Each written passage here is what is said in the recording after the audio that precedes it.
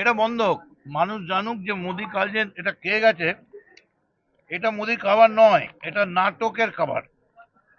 একটুখানি খেয়ে মুখ দিয়ে চুপ করে ফেলে দিয়েছে।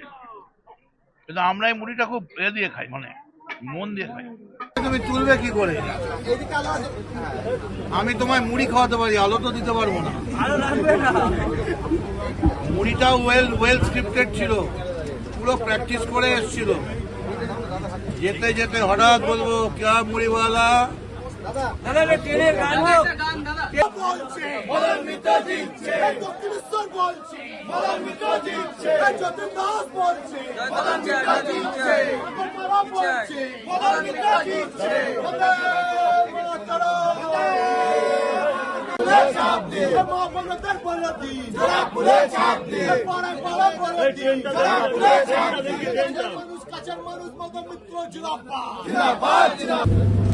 হোল করতে পারে। প্রত্যেকটা লোকাল ট্রেন এসি করে দেওয়া উচিত।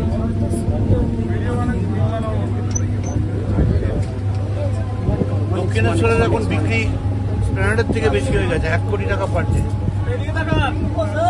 কোন দিকে বাবা?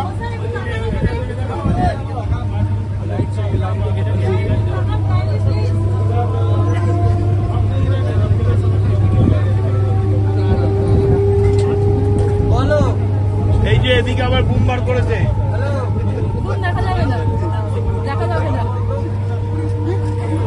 এখানে কয়েকজন ঝগড়াটি আছে, হেভি ঝগড়া। আমি ভবকে এনে দেবো, ভবকে।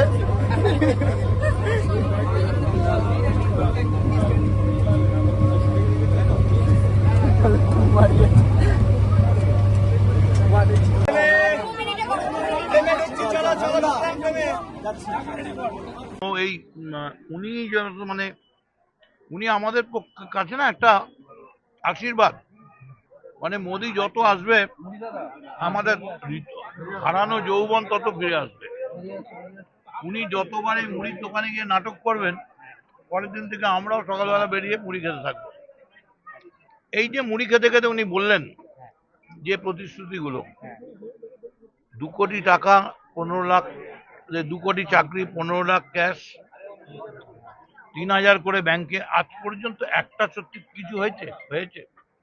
উনি আবার এই মুড়ি খেতে খেতে আবার মিথ্যে প্রতিশ্রুতি দিচ্ছেন। কিন্তু তৃণমূল যা বলে মিথ্যে প্রতিশ্রুতি দেয় না।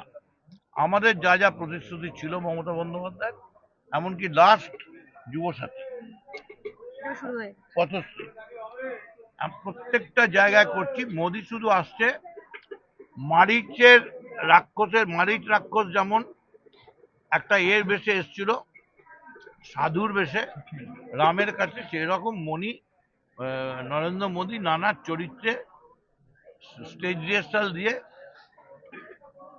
ওর আর্টিস্টকে দিয়ে, ড্রেসারকে দিয়ে নানা সাজে আসছে। এটা বন্ধ হোক। মানুষ জানুক যে মোদি কালজেন এটা খেয়ে গেছে।